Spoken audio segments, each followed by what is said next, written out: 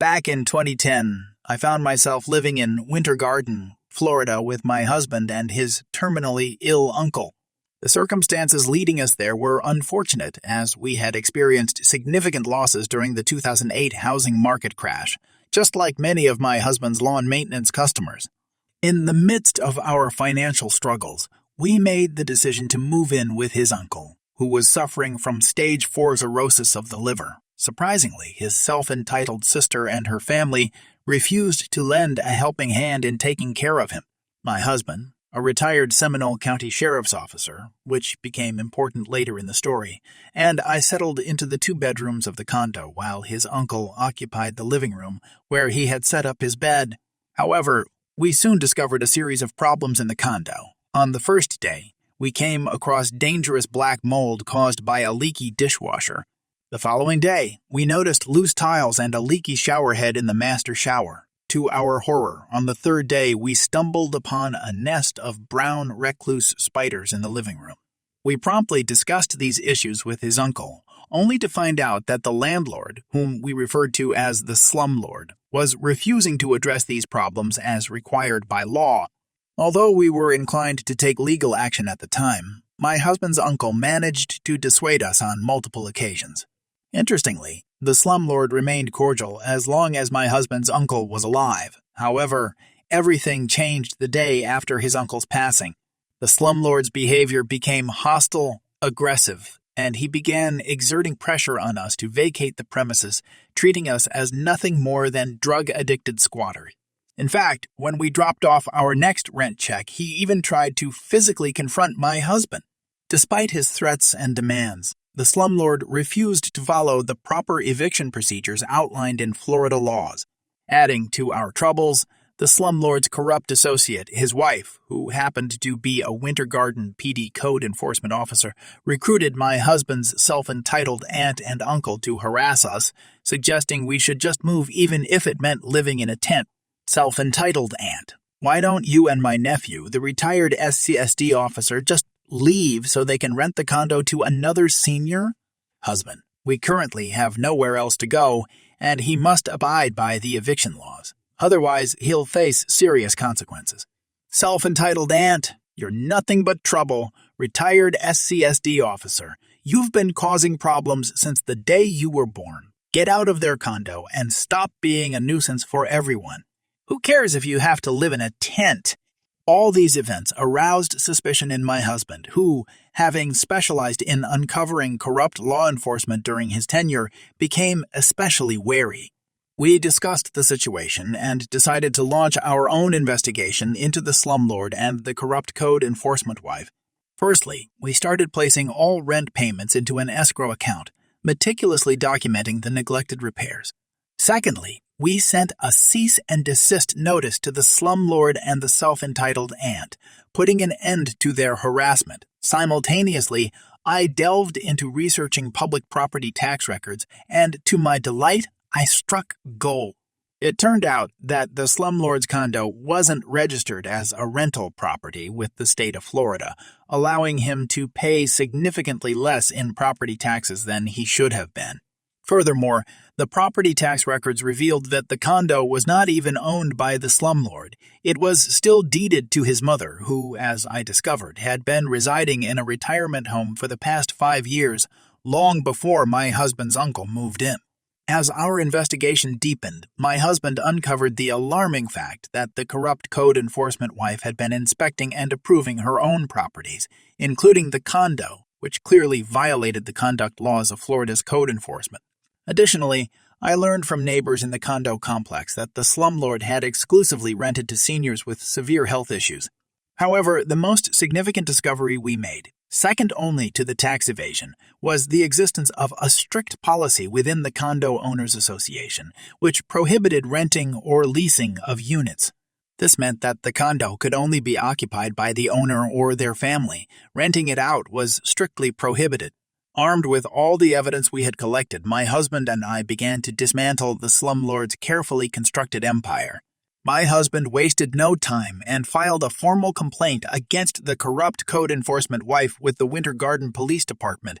Given his outstanding record in Seminole County and his previous accomplishments in exposing corruption, including uncovering misconduct within Child Protective Services in the early 2000s, his complaint carried significant weight.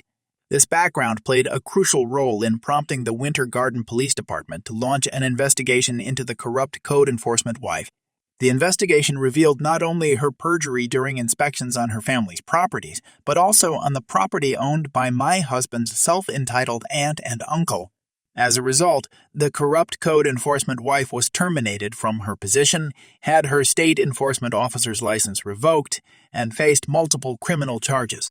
Meanwhile, I submitted all the evidence of property tax fraud to Florida's Property Tax Division, which led to a state investigation into the Slumlord.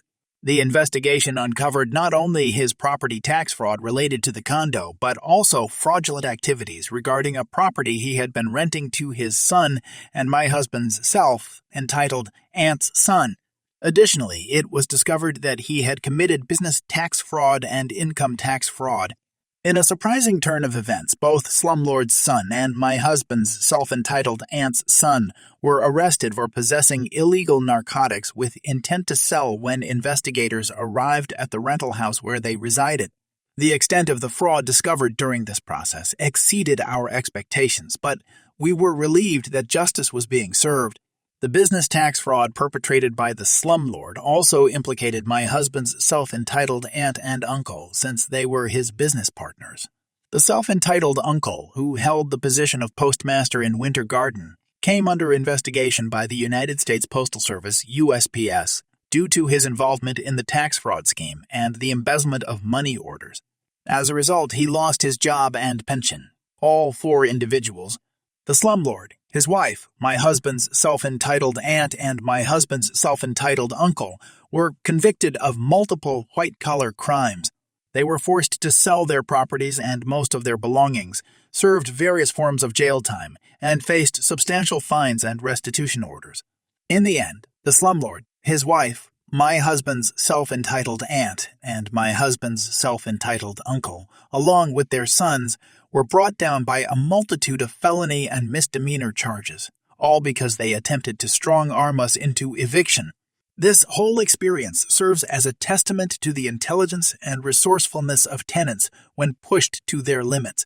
It also highlights the importance of being knowledgeable about rental laws and proficient in researching public records, as such knowledge can ultimately save you from undesirable situations. Hello. My friends and I had been talking about Karens after watching the Karen movie. We had rented it because our parents aren't relatively comfortable with us going to movie theaters with the pandemic.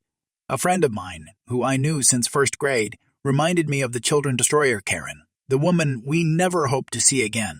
A friend of mine watching was intrigued. Granted, she moved in the state after the Karen was gone when we were in 7th grade. I told her about it, and now I'm telling you.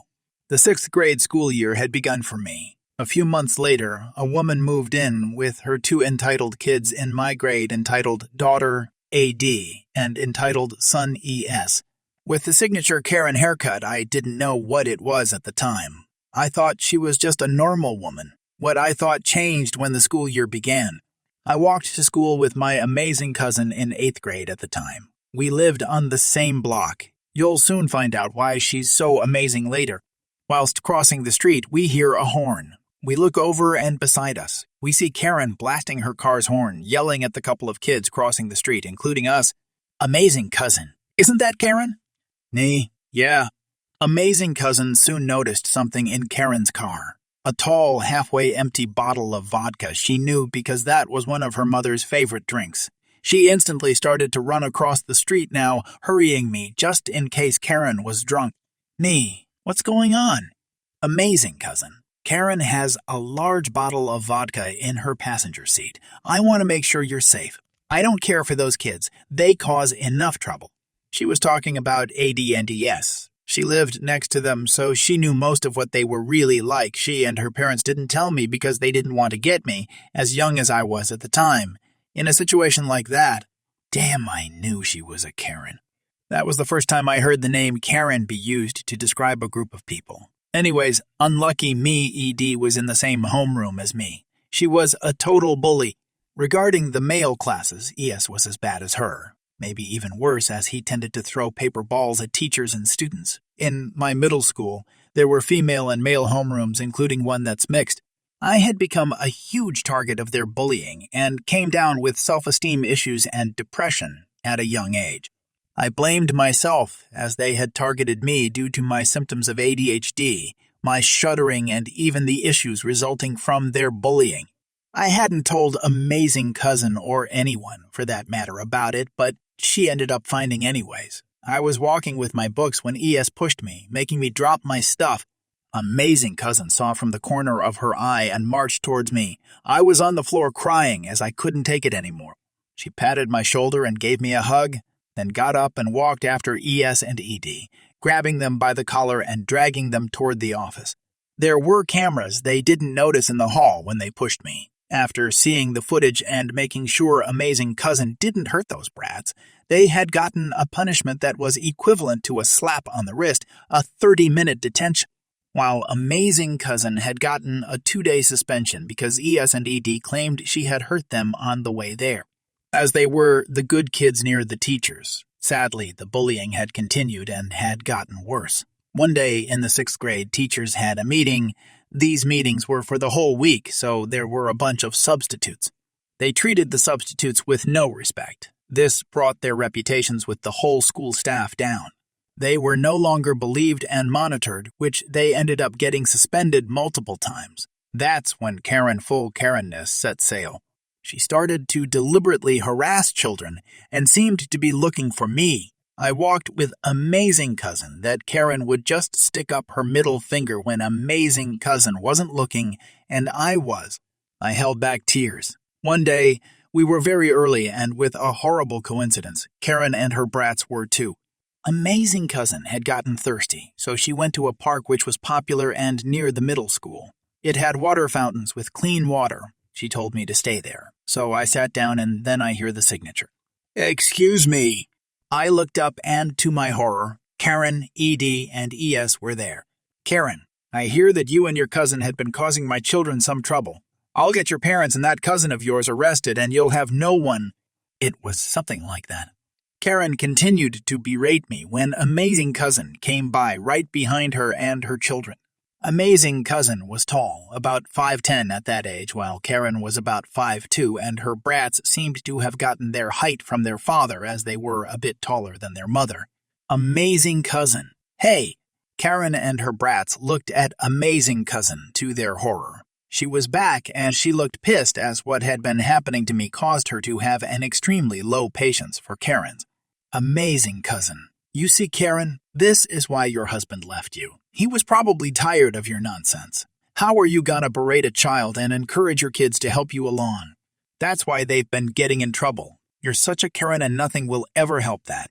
Karen had started to talk back, but suddenly Amazing Cousin had gotten closer, cracking her knuckles, and she ran off, dragging her children behind her.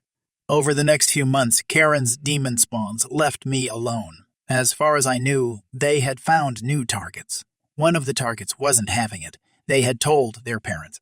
One day, as me and Amazing Cousin were walking, we saw a woman about the same height as Karen and one of the targets walking up to the car window. They had started an argument, and Karen ended up punching the kid, breaking his nose.